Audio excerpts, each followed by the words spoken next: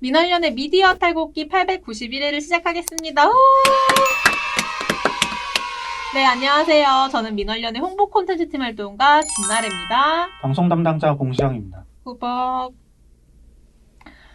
저희 방송 보시고 많은 분들이 좀 깜짝 놀랄 것 같아요. 특히 유튜브 방송 보시면 쟤네 뭐야 왜 마스크 썼어? 라고 하실 것 같은데 저희 오늘 이제 고은지 활동가가 알려줬어요. 서울시에서 모든 이제 실내에서도 마스크 착용을 의무화해야 한다라고 12시부터 그렇게 나왔다고 네. 해서 24시부터 하라고 해가지고.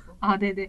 저희는 또 그 말씀을 잘 지키고자 이렇게 마스크를 쓰고 진행을 하는 점 좀 양해 부탁드릴게요. 저희가 그래도 최대한 목소리를 크게 하려고는 하는데 이게 오디오 음질이 조금 좋지 않을까봐 걱정이 되긴 합니다.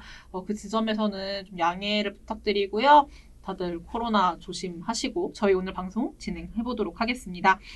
이거는 저희 공시형 활동가가 나올 때 혹은 저희가 공시형 활동가랑 함께 했던 방송국 댓글 같은 거 읽어볼 때 제가 몇 번 소개를 해드렸어요. 이제 부동산 정책 관련한 보도 모니터 보고서를 공시형 활동가가 쓰고 있다. 제가 몇 차례 자랑을 했었는데 전 그때마다 영양가가 없을 거라고 했죠. 그래도 이렇게 전수조사 분석해가지고 한 게 얼마나 대단합니까. 그 관련해서 노고의 박수를 먼저 보내겠습니다. 뭐 힘들었긴 했는데. 힘들었긴 힘들었어요. 네. 고생하셨고요. 자, 오늘 그러면 어쨌거나 방송 이야기로 좀 돌아가 볼게요. 이게 지금 2편까지 나온 보고서입니다. 1편, 2편 나눠져 있는데 결국 두 보고서의 중심축은 부동산 정책 방송 보도에 등장인물이 누가 나왔는가입니다.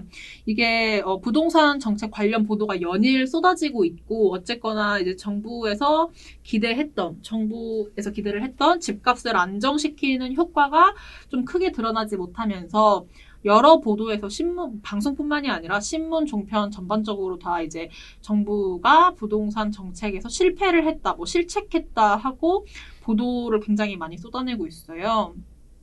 그렇다면 저는 처음에 이제 이 보고서를 읽고 굉장히 좀 궁금했던 지점이 부동산 정책에 관련해서는 전 솔직히 잘 모르겠거든요. 보면은 도대체 이 기자들이 무슨 말을 하고 싶은 거지? 그래서 이 기사를 통해서 도대체 그럼 뭐 어떻게 하자는 건가라는 거를 좀 찾아볼 수 없었기 때문에 뭔가 짚어줄 수 있는 부분이 되게 많다고 생각을 했는데 물론 제가 담당자가 아니니까 말을 쉽게 하는 걸 수 있겠지만 여러 방면에서 부동산 정책 관련 보도를 짚어볼 수 있겠다라고 생각을 했는데 공시형 활동가 보고서의 중심은 등장인물이란 말이에요. 그러니까 취재원 인터뷰가 누구였냐 이건데 왜 그쪽으로 방향을 잡았는지 좀 궁금해요.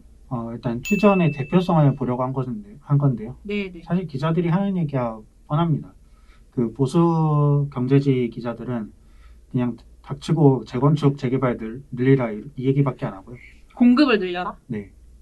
그 공급대책이라는 게 말이 공급대책이지 도심 재개발, 재건축 규제를 풀라는 거거든요. 네네. 그러니까 주구장창 말했던 규제 완화랑 비슷한 요점의 얘기를 부동산 보도에서도 하고 있는 것이죠.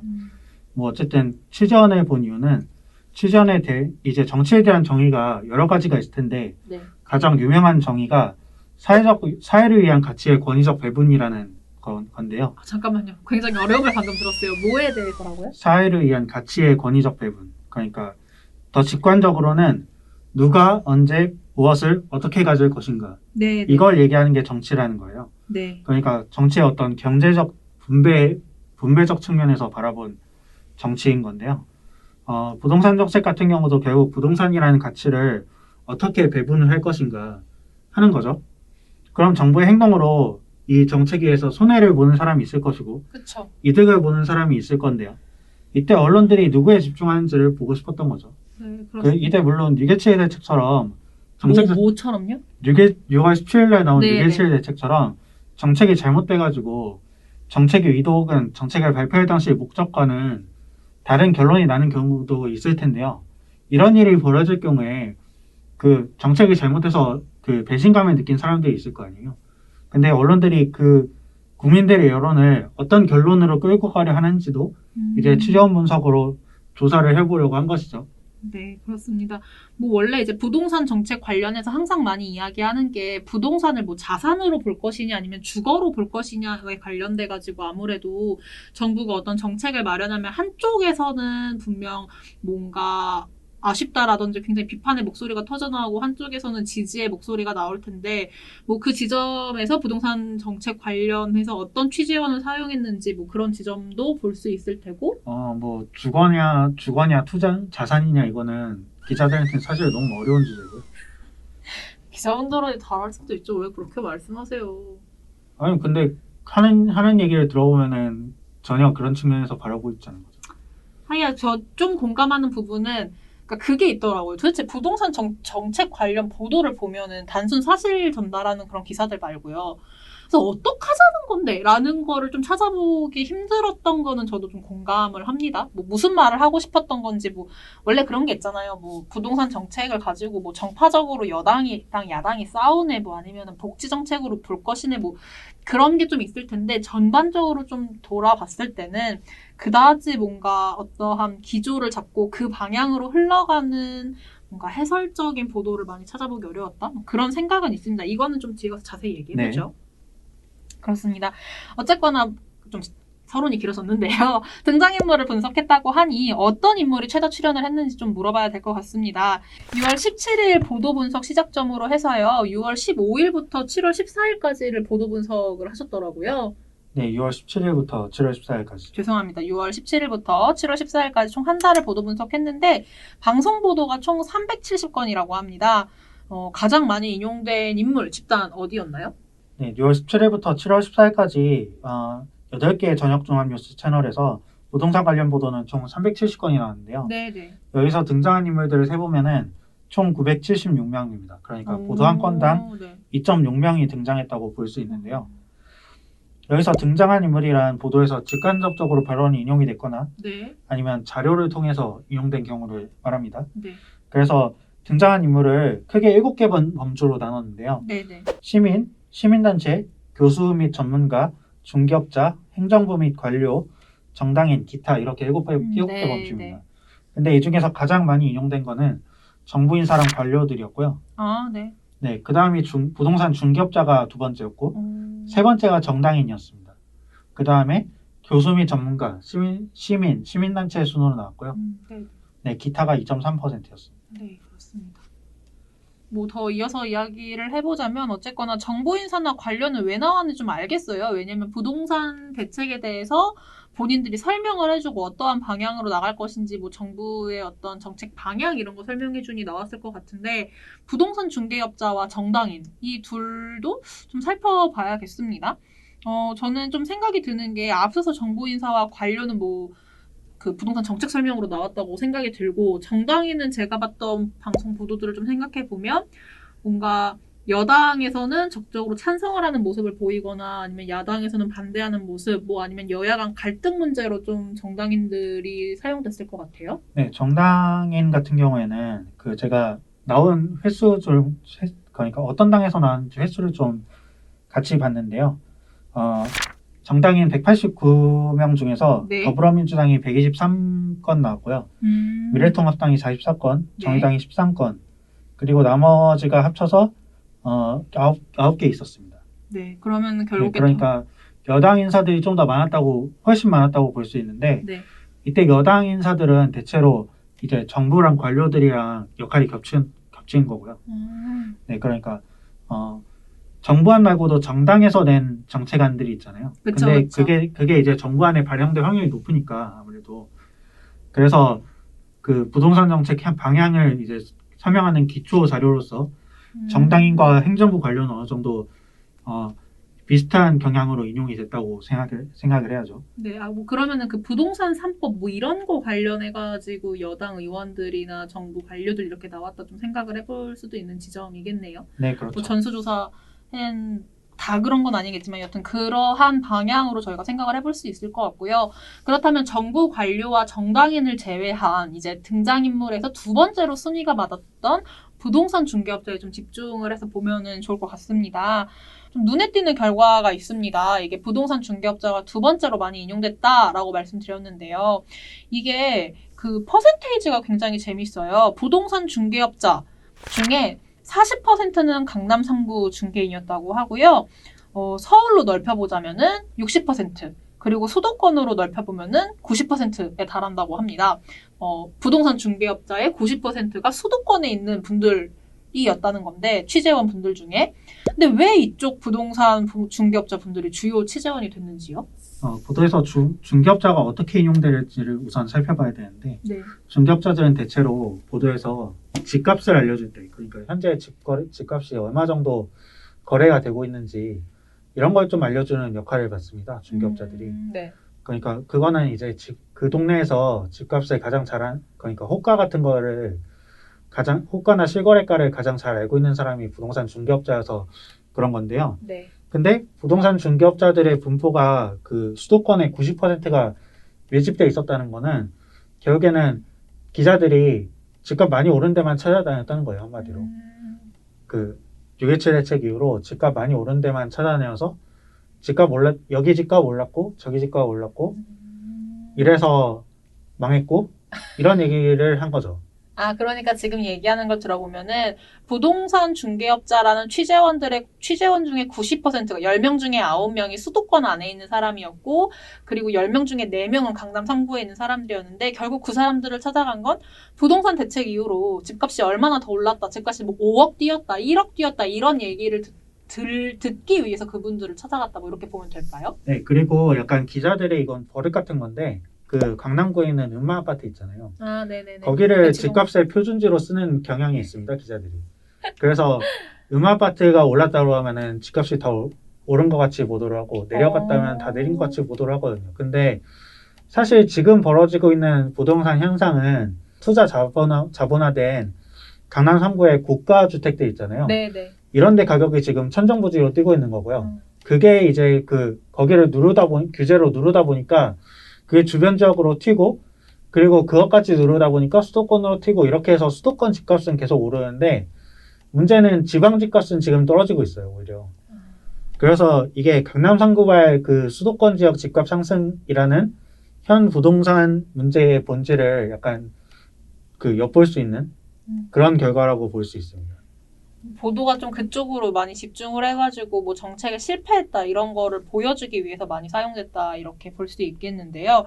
근데 또 재밌는 건 뭐냐면 부동산 중개업자 이제 취재원으로 취재원이라고 하지 말죠. 등장인물이라고 이제 저희끼리 명칭을 통일하겠습니다. 저만 네. 고치면 될 것 같네요.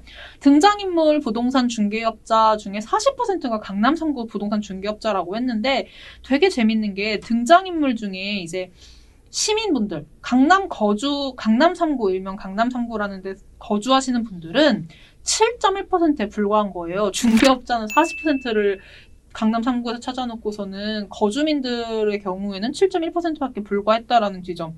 또 찾아보니까 오히려 경기 인천 지역 거주민들이 27.8%로 이 등장인물로 나왔다고 하는데 이것도 왜 이런 거죠? 경기 인천이 들어간 이유는 왜냐하면 이번에 6.17 대책으로 인천 지역에서 규제 지역 설정을 하는 걸 두고 말들이 많았거든요. 그러니까 경기 인천 지역 주민들이 많았던 거는 이제 집값이 가만히 있었다가 이번에 집값이 올라서 투기 지역으로 지정이 됐는데 그 지역 사람들이 이제 찾아가서 정책 부작용을 얘기를 한 거죠. 그러니까 종합을 하자면 약간 언론사들이 어떤 현상을 시청자들한테 전하고 싶은지를 좀 정리를 하면은, 강남 3구발 집값 상승을 위해서 규제 지역을 계속 늘렸더니, 이 수도권 사람들이 피해를 입었다. 이게 언론들이 하고 싶은 말이라는 겁니다. 풍선 효과로 이제 주변에 있는 지역 주민들까지 피해를 입고 있다. 이러한 스탠스를 보여주기 위한 보도였다고 보면 되겠네요. 네, 그렇죠. 네, 알겠습니다. 근데 이거 관련해가지고 경기, 인천, 강남 3구, 일명 강남 3구죠. 그렇게 거주민들을 뭔가 지역으로 분류해서 보기도 했는데, 공시형 활동가의 보고서를 보면은 지위로도 나눠서 살펴봤어요. 좀 이렇게 나눠봤을 때도 눈에 띄는 지점이 있었나요? 여기서 지위라는 건 이제 경제적 지위를 얘기하는 건데요. 네. 예를 들면은 시민이라도 다 같은 시민이 아니잖아요. 임대인주의가 있는 시민도 있고, 임차인도 있고, 그쵸. 이번에 조동동이 열심히 띄워준 윤희숙처럼 임대인과 임차인을 동시에 하고 있는 경우도 있고, 그렇죠. 이런 걸 좀 보려고 한 건데요. 지위 분포를 보니까 실수요자라고 포함할 수 있는 사람들이 가장 많았어요. 그러니까 실수요자라는 건 이제 집을 사려고 하는 사람들이죠. 그쵸. 집을 사려고 하는 사람들이 가장 많았고요. 그다음에 그냥 일반 주민, 그러니까 방송에서 흔히 인용하는 그 주민들 얘기를 들어봤다. 이런 거 있죠. 네네. 이런 데서 인용한 게 23% 정도 됐고요. 그 다음에 재건축 조합 및 이익단체, 그러니까 예를 들면 임대사업자 협의회라든지 아니면은 음마아파트 재건축 조합이라든지 이런 데서 나온 사람이 14.3%. 그 다음에 임차인과 임대인은 약간 비율이 비슷했어요. 그러니까 다주택자는 이제 일반적으로 임대인이라고 분류를 할 수 있겠죠. 그래서 다주택자까지 합쳐서 임대인으로 소개된 사람이 11.1%고 임차인이 11.9% 이렇게 비율이 비슷했습니다. 근데 여기서 또 눈여겨 봐야 될 게 임차인의 구분인데요. 네. 임차인 사이에서도 전세 세입자랑 월세 세입자가 있거든요. 그쵸.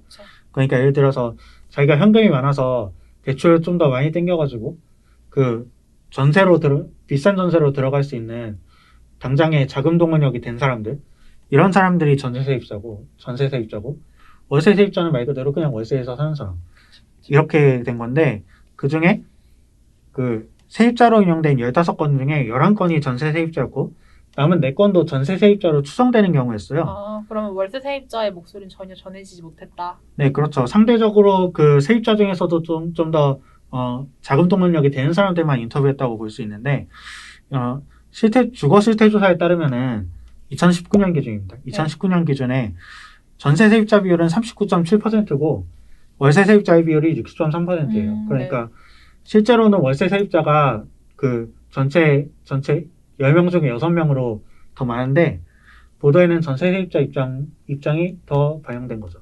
네, 그렇습니다. 공시형 활동가가 잘 정리를 해줬는데요. 뭐 실수요자가 어쨌거나 가장 보도에서 많이 인용이 됐는데, 뭐 그건 아까 저희가 방송 시작하기 전에 왜 많이 실수요자가 이제 보도에 나왔느냐 해보니, 이번 부동산 정책으로 내가 과거였다면은, 이번 부동산 정책 이전이었더라면 내가 뭔가 4억만 가지고, 예를 들자면 10억짜리 집을 사고 싶을 때 내 돈 4억, 대출 6억 받고서 이제 집을 살 수 있었는데, 지금 부동산 대책 때문에 내가 대출을 많이 땡겨올 수 없어서 내가 이전보다 몇 억을 더 가지고 있어야지 대출을 받아서 뭔가 집을 살 수 있다. 예를 들면은 전에 4억 내 돈, 6억 은행 돈이었다면 지금은 6억 내 돈, 4억 은행 돈 이렇게밖에 안 되는 현실에서의 뭔가 정부 비판을 좀 보여주고 싶어서 이렇게 보도를 많이 한 것 아니냐라고 이야기를 했고요. 어쨌거나 지금 공시형 활동가 얘기를 들어보면은 상대적으로 뭔가 가장 뭔가 임차인 중에는 월세 세입자가 많음에도 불구하고 상대적으로 좀 더 자금 운용력이 있다고 볼 수 있는 전세 세입자, 그리고 뭐 자기 집이라고 이미 집을 갖고 있는 사람인 임대인의 목소리가 조금 더 잘 전해졌다라고 좀 볼 수 있겠네요. 뭐 사실 가장 많은 건 실수요자였기 때문에 그 임차인을 보는 거는 이제 주거 약자 측면의 입장에 있는 사람들을 얼마나 많이 반영했는가 이 점에서 보려고 제가 말씀을 드린 거고요. 네, 그렇습니다. 이거 관련해서는 뭐 굉장히 다양한 뭐 지역이나 지위에 아까 뭐 이제 공시활동가가 말한 것처럼 있는 시민분들이 자신의 어떤 생활에 즉각적으로 이제 체감할 수 있는 지점이 있어서 굉장히 다양한 의견을 내보일 수 있고, 그런 지점에서 부동산 정책에서 뭔가 피해를 입었다라고 말하는 분들이 보도에 많이 나왔다고 좀 볼 수 있겠습니다. 또 하나 흥미로운 게 있었는데요. 이거 관련해서 제가 되게 눈여겨봤거든요. 민원련에서 2018년도에도 부동산 정책 관련해서 어떤 전문가 등장인물들이 가장 많이 방송에 나오나 조사를 했는데 이번하고 비교를 해봤대요. 공시형 활동가가. 근데 별반 차이가 없었다라고 이야기를 하더라고요. 좀 자세히 이야기를 해볼까요? 네, 2018년에 저희가 했던 분석은 부동산 정책 그때 9.13 부동산 정책이 나왔었죠. 네. 그 9.13 대책을 논평하는데 어떤 전문가들이 많이 등장했는지 그리고 전문가들의 논조는 어땠는지 이거를 좀 분석을 한 건데요. 뭐 결론만 말씀을 드리자면 상위 5명의 부동산 전문가가 네. 반복적으로 논평을 하고 있었고 네. 그 등장 비중을 따지면 전체 55%나 차지했습니다. 그러니까 절반 이상이 5명에 의해서 이제 부동산 정책이 평가되고 있었다는 거고요. 네. 그리고 그 또 눈여겨봐야 될 점이 이 사람들이 대부분 부동산 투자 자문책을 쓰거나 아니면은 고액자산가들을 위한 부동산 투자 자문 이런 걸 하고 있었던 사람이었다는 건데요. 네. 네. 그렇습니다. 근데 네. 근데 이번 보고서에서 분석을 하니까 상위 7명의 등장 비중이 61.5%를 차지를 했고요. 저번보다 더 늘었네요. 아니, 저번에는 5명이 5명이었는데 이번에 7명. 네. 이번에 7명이었으니까 한 명당 비중은 약간 줄었다고 봐야겠죠. 근데 결과적으로 그 나온 사람만 계속 나오는 그런 취지원의 그 편중 인용 이거는 계속된 걸로 보고 그걸 계속됐다고 봐야죠. 네. 그리고 이 상위 그때 2018년에 상위 5명과 2020년에 상위 7명 이 중에 4명이 좀 겹쳤습니다.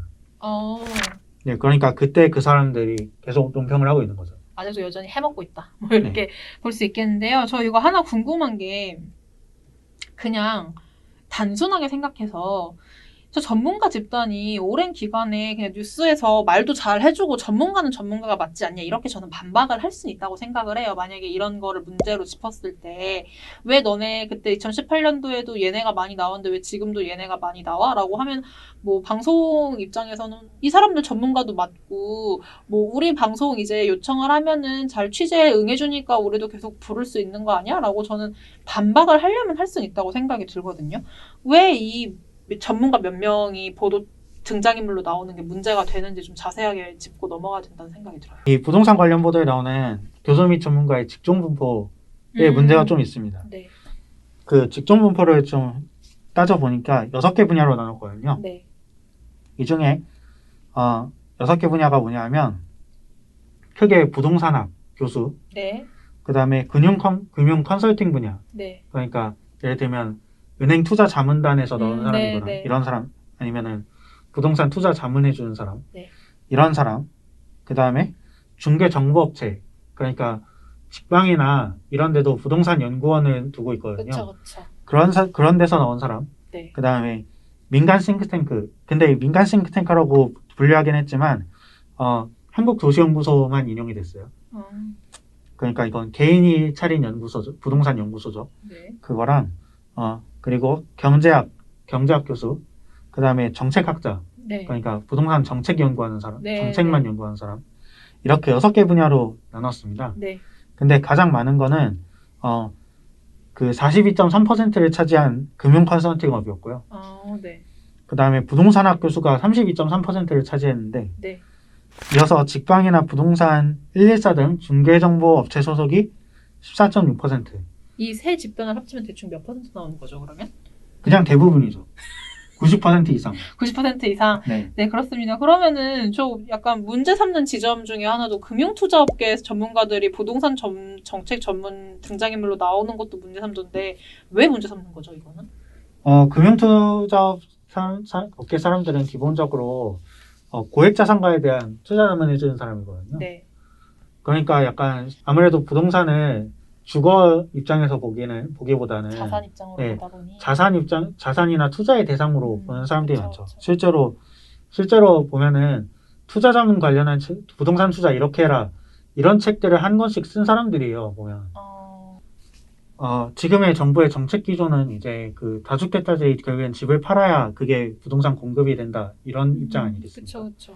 근데 이 사람들은 아무래도 그 다주택자의 투자 심리를 좀 더 부추기는 그런 쪽으로 논평을 할 가능성이 높겠죠. 그쵸. 뭔가 주거의 목적에서 이 부동산 문제를 바라본다기보다는 좀 이제 자산 투자 분야로 이제 뭔가 이제 보도 관련해서 답변을 해주는 모습을 많이 볼 수 있을 테고, 그러다 보니 집값 안정 대책으로 나오는 정부의 정책에 대해서 굉장히 비판적인 논조를 좀 보여줄 인물들이라고 생각이 드는데, 그리고 실제로 이 가장 큰 비중을 차지한 게 그 2018년에도 권대중 명지대 부동산학과 교수였고요. 네네.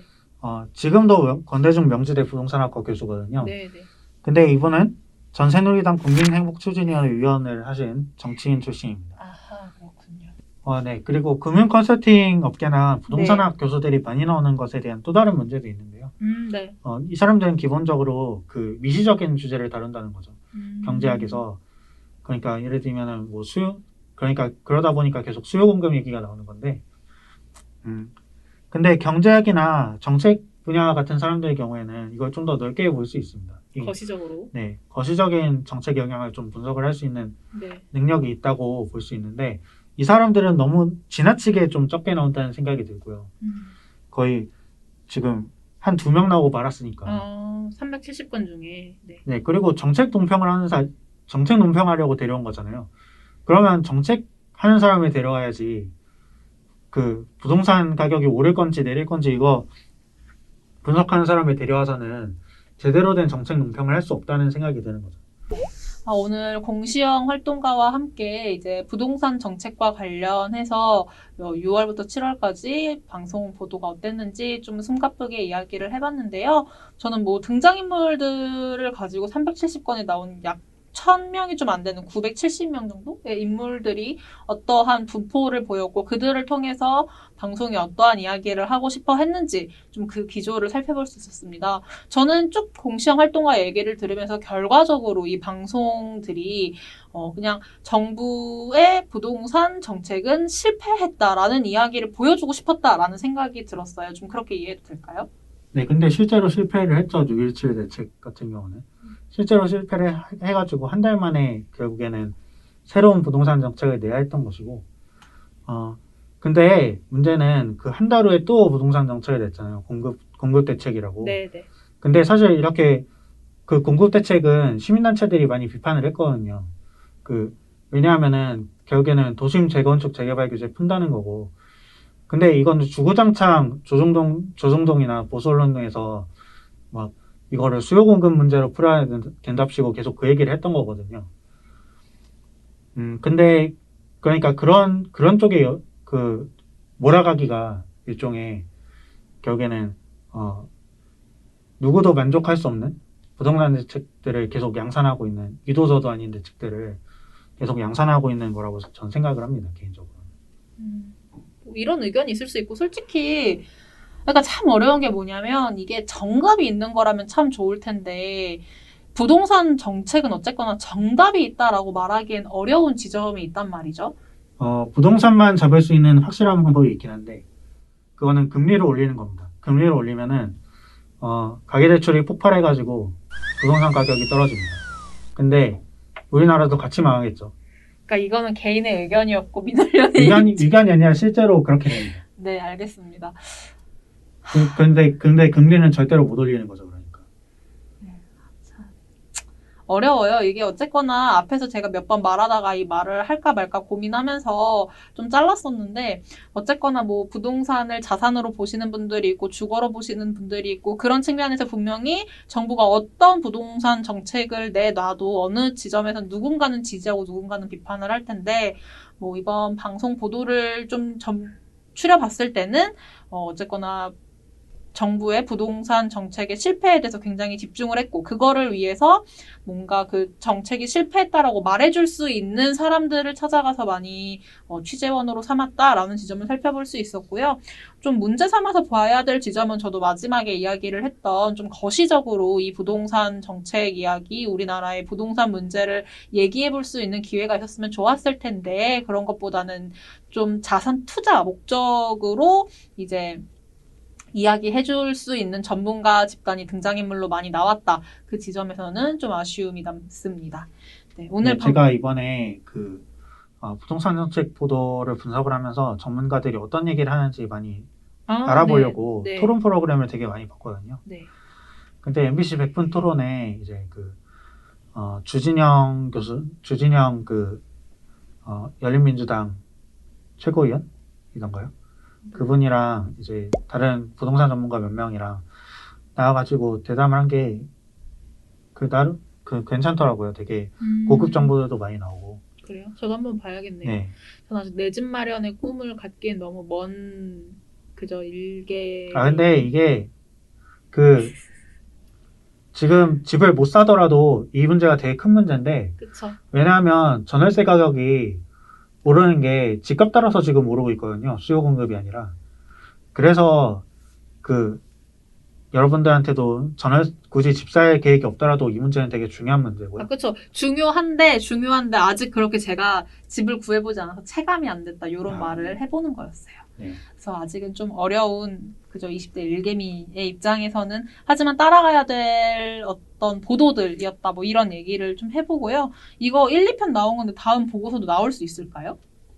다음 보고서는 글쎄요. 그 다음 보고서도 일단 주제를 정해놓은 게 있긴 한데, 뭘로 정하셨어요? 뭐, 예를 들면 뭐, 구체적인 시민단체가 등장한 보도에서, 이 사람들이 어떻게 이용이 됐는지, 뭐, 이런 거를 추가적으로 분석해가지고, 한 편 보고서를 더 낼 생각이었는데, 지금은 좀 더 급한 일이 많아서 후순위로 그쵸. 밀렸고요. 그쵸. 해야 될 보도가 너무 많아요. 코로나도 있고, 뭐 의사 파업도 있고, 여튼 이해가 참 많습니다. 그래도 어쨌거나 공시형 활동가가 본인의 모니터 보고서가 굉장히 뭔가 알맹이가 없다라고 이야기를 했지만, 그래도 뭐 보는 사람의 입장에서는 방송 보도에서 370건이나 나왔는데 어떤 등장인물들이 나오나 이런 건 굉장히 흥미롭게 볼 수 있었고, 또 나름 유의미한 분석들이 있었다고 저는 생각을 하거든요. 뭐 강남 3구의 중개업자들이 나오는데 반면에 뭔가 거주민들, 그 일반 시민들은 뭔가 경기 인천 지역 주민들 나오고 이런 거 보면서 되게 비교해보는 어떤 흥미로운 지점도 있었던 것 같아요. 여튼 그렇습니다. 오늘 너무너무 고생 많으셨고요. 고생하셨고 댓글 읽어보고 마무리하도록 하겠습니다. 네, 오늘 이야기해드릴 방송은 금요일날 지난주 금요일이죠. 박진솔 활동가와 함께하는 고정 코너 불금엔 종편 모아니입니다. 이날은 TV조선과 채널A, MBN이 청와대의 어떤 수석 비서관들을 뽑으니 마치 1주택자를 1순위로 해가지고 청와대가 뽑은 것처럼 뭔가 왜곡해서 이야기를 하고 있는 거를 보고 저희가 문제 삼았고요. 또 이것뿐만 아니라 뭐 검언유착의 중심인 이동재 기자와 한동훈 검사장의 편을 드는 대담에 대해서 저희가 좀 비판적인 이야기를 했었습니다. 저희 공시형 활동가가 댓글 좀 읽어드릴까요? 비젤님, 그나저나 채널A는 자사기자가 취지윤리 위반해서 해고시켰는데 유시민 이사장한테 사과했나? 썩어 빠진 언론사 라고 말씀해 주셨습니다. 너무 감사합니다. 제가 김태현 변호사인데 김태호 변호사로 제가 자막에 오류를 냈는데 이 지점을 콕 집어가지고 알려주셔가지고 감사합니다. 제가 이런 자막 실수를 했군요. 다음에는 조금 더 열심히 챙겨서 정리하도록 하겠습니다.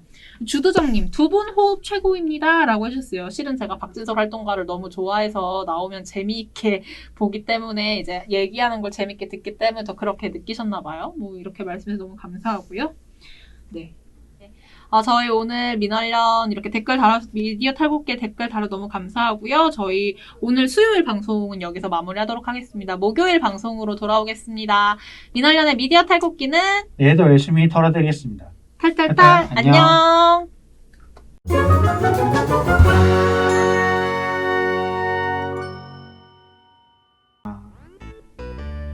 네, 다시 봤어요. 네. 마음 먹어요. 안경을 쓸 거예요, 말 거예요. 안경을 안 쓰면 안 보이기 때문에. 뭐죠? 이거 걸친 거예요, 지금? 나 시영님이 또 오늘의 나를 한바구음 시켜 만드네. 이러면 어떻게 보이는데? 되게 바보처럼. 걸친 것처럼 보여요. 걸친 것처럼 보여요. 네. 문재인 정부 들어서 21번째 부동산 대책이 나왔던 6월 17일 보도 분석을 시작점으로 해가지고요. 6월 15일부터 이제 7월 14일까지의 보도를 분석했을 때 방송 보도가 총 370건이었다고 합니다. 그 중에서 370건이었는데 330건인가요? 370건이었어요. 근데 왜 하셨죠? 리액션인가 봐요. 리액션. 죄송해요. 죄송해요. 좀 이거 올리시죠? 코 좀 가리시죠? 아니 코를 가리면은 자꾸 긴겨가지고. 아니 저희 어쨌거나 시청자분들 보는데 턱스크 뭐 이렇게 하면 안 되지 않을까? 어떻게 생각하시죠, 미사님? 아니 아크릴을 먼저 사셔야 돼. 근데 또 안 끼기도 뭐하잖아. 서울시에서 다 했는데. 이거 서울 마포구에 있으니까 해야죠. 뭐. 네, 박수 칠게요.